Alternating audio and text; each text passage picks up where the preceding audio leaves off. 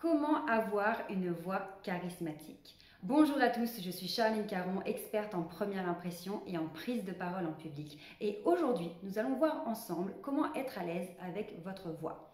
Avant de commencer, je vous invite à liker cette vidéo et surtout à vous abonner à la chaîne pour recevoir tous mes conseils au quotidien.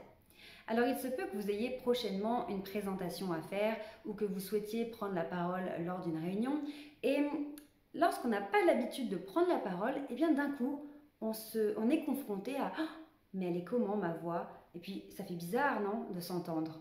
Mais vous inquiétez pas, on s'habitue très vite. Aujourd'hui, je vais vous donner des astuces vraiment efficaces pour que vous commenciez à apprécier votre voix et que vous soyez à l'aise. La première des choses, c'est de savoir qu'une voix charismatique, ça va être une voix plutôt posée, plutôt dans les sons graves. Pourquoi? Eh bien, les voix aiguës sont associées inconsciemment à un appel à l'aide, un appel au secours. Parce que quand on est en danger, on va crier et on va crier plutôt dans les aigus. C'est pour cela qu'on est plus sensible et qu'on apprécie plus les voix posées et les voix qui ont un ton plutôt grave. Alors si aujourd'hui vous avez une voix plutôt aiguë, pas de souci, ça se travaille. L'importance en fait, comme dans tous les conseils que je vous donne, c'est toujours l'énergie qu'on va mettre dedans. Donc aujourd'hui que vous ayez une voix grave ou aiguë, c'est pas tellement ça qui compte. Ça va être de comment vous utilisez votre voix. Donc déjà, la première chose, vraiment très importante, si vous avez une chose à retenir de cette vidéo, c'est la respiration. Je sais que la respiration, on en parle tout le temps pour tout, mais dans la voix, elle est extrêmement importante. La première chose, c'est que si vous n'avez pas d'air dans vos poumons, vous n'aurez pas de voix. La voix va avoir du mal à sortir et ce sera très compliqué pour vous de tenir dans la durée. Si vous avez une prise de parole qui dure quelques minutes, quelques dizaines de minutes, voire plus d'une heure, si vous n'avez pas d'air dans les poumons, la voix ne sort pas.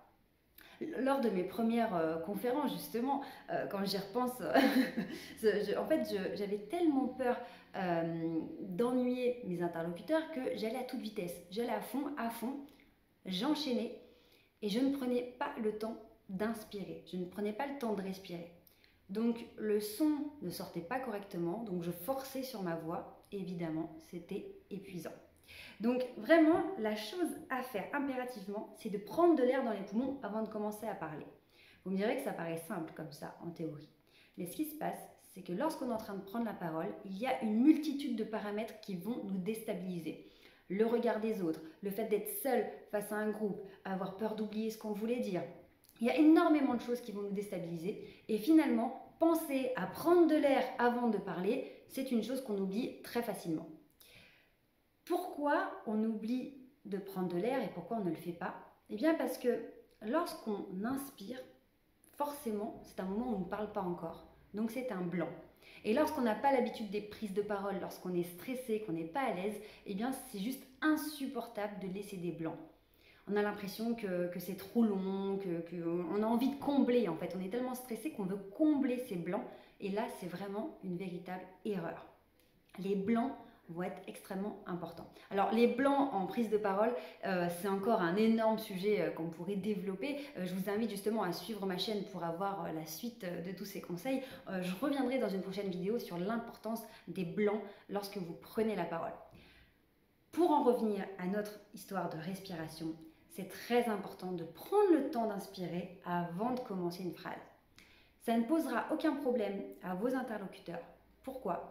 Eh bien parce qu'au moment où vous êtes en train d'inspirer, vous vous préparez à prendre la parole. Donc vos interlocuteurs, avec ce langage non verbal, comprennent que vous vous apprêtez à parler. Donc pour eux, il n'y a pas d'attente en fait. Pour vous, vous pouvez avoir l'impression qu'il y a une attente parce que vous ne dites pas encore de mots, mais vos interlocuteurs sont en train d'observer que vous allez prendre la parole d'ici une demi-seconde, une seconde. Donc ça ne leur pose pas de problème. Et c'est très important de prendre cette inspiration puisque l'air que vous aurez dans les poumons va vous permettre d'avoir une voix qui porte, d'avoir une voix beaucoup plus sonore, donc on va mieux vous entendre et vous allez mieux articuler et puis vous aurez une voix beaucoup plus posée.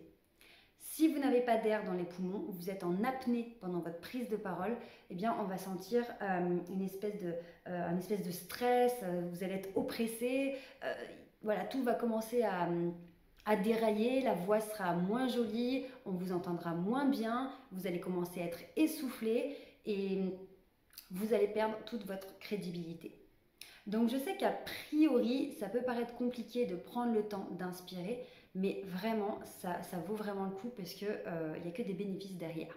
Et puis, ça soulève une question aussi qui est de s'autoriser à prendre le temps de réfléchir avant de répondre à une question ou avant d'entamer un nouveau chapitre. Autorisez-vous à prendre 7 demi-secondes pour inspirer et même 7 demi-secondes avant de répondre à une question. Quand on manque de confiance en soi, on veut tout de suite répondre à la question. Une personne nous interpelle et tout de suite on est dans le stress, alors on veut vite répondre, on n'a pas d'air dans les poumons, on n'a pas eu le temps de formuler correctement les mots, la phrase part dans le désordre, voilà, tout est bancal. Si on a confiance en nous, si on se sent légitime, on peut totalement s'autoriser, comme les politiques le font très bien lors des débats ou lorsqu'ils sont interviewés, ils prennent le temps d'inspirer et de répondre. Alors maintenant, vous pouvez me dire que oui, mais moi, j'ai pas confiance en moi, je me sens pas forcément légitime, donc je me sens pas de m'autoriser.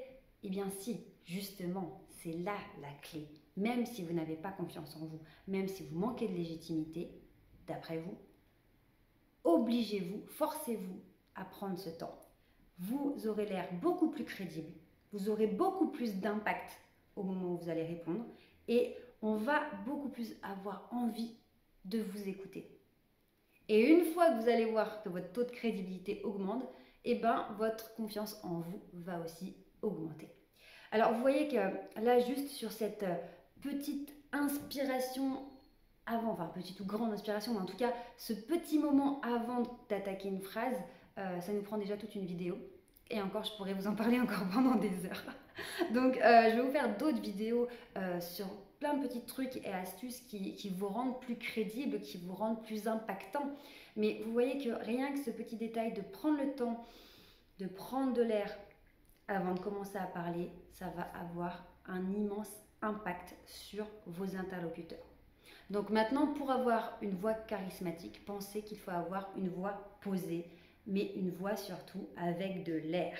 Plus vous aurez de l'air, plus vous aurez l'air posé, plus vous aurez l'air charismatique. C'est pas une histoire d'être mou et d'avoir une voix grave, c'est simplement d'avoir une voix posée. Et là, vous aurez beaucoup plus d'impact. Plus vous allez respirer, plus votre posture sera alignée, plus le son résonne, plus le son sort et plus on vous capte.